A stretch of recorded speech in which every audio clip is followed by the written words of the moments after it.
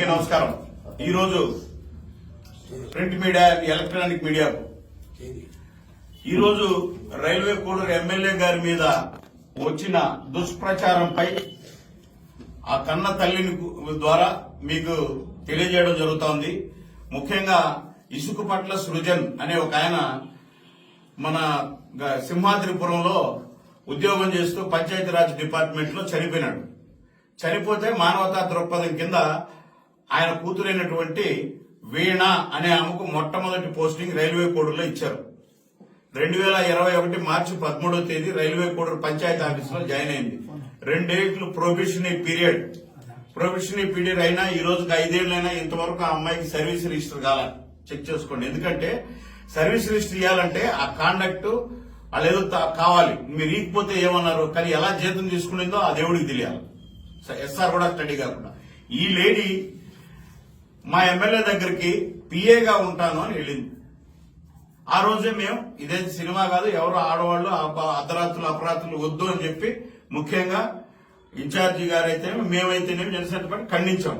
దాంతో కొంత social media influencer Insta ఈ మధ్య యువత మీరు గమనించాల్సింది ఏంటంటే ప్రతి ఒక్కరికి ఇన్స్టా, ఫేస్బుక్ ఎక్కువ వాడతారు.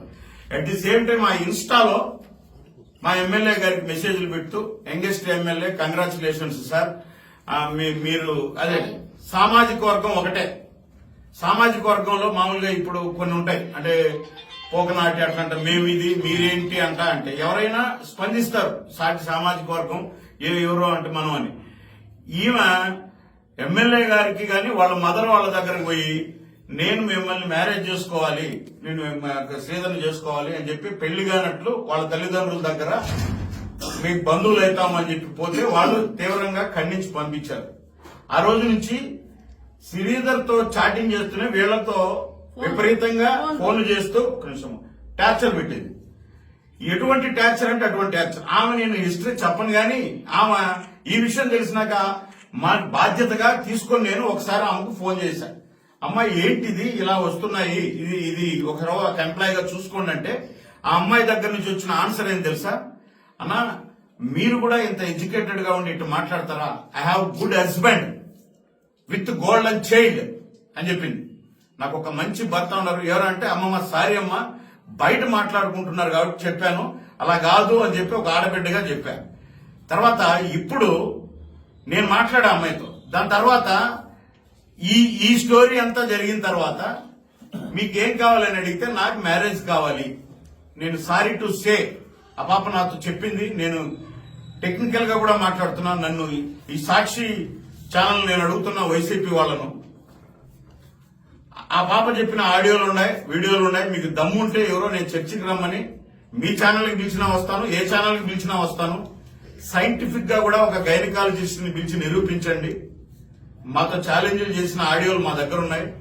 మాకు 5, 6 సార్లు 7 సార్లు ఈ సంవత్సరంలో నేను అదే సారీ చెప్తున్నా, ఒక ఆడబిడ్డగా జరిగింది అంటే అది హౌ ఇట్ ఈస్ పాసిబుల్ అని చెప్పి. ఇవంతా ఫేక్ డీప్ వీడియో.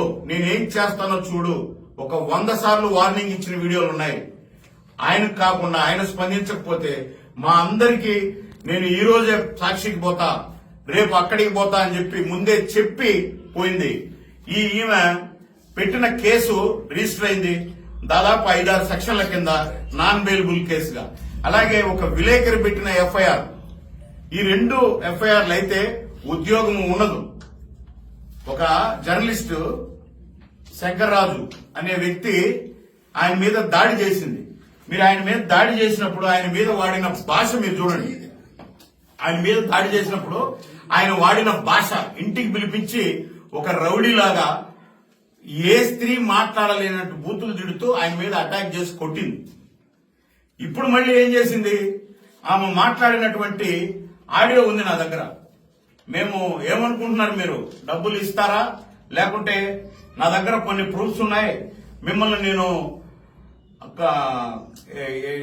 వదలను అని చెప్తూ అని. సరే ఏం మాట్లాడిందంటే కొన్ని ఈ 1.5 సంవత్సరం నా దగ్గర ఆడిన అబద్ధాలకి, నాకు చేసిన మోసాలకి నమ్మించిన 5 సార్లు కొడుకు వచ్చి పోయింది చూడు.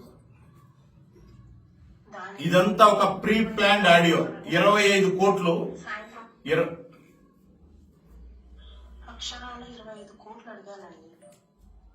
ఎందుకంటే ఏం కావాలండి? ఇప్పుడు నేను మిమ్మల్ని అందరినీ చేతులు జోడించి అడుగుతున్నా, అసలు జనసేన పార్టీకి ఏ విధమైనటువంటి సంబంధం లేకుండా ఒక హనీ ట్రాప్ లేడీ 25 కోట్ల రూపాయల కోసం ఒక ట్రాప్ చేసి అతని దగ్గర ఏదో ఒక కొన్ని మెసేజ్లు పెట్టించుకొని అతన్ని వీధిలో పెట్టే ప్రయత్నం చేస్తూ అతని ద్వారా ఎవరో ఇవ్వాలని మీరు ఇది మన గౌరవ విలేకరుని మీద దాడి చేసినటువంటి వీడియో. అక్కడ వాడిన భాష మీరందరూ వినండి.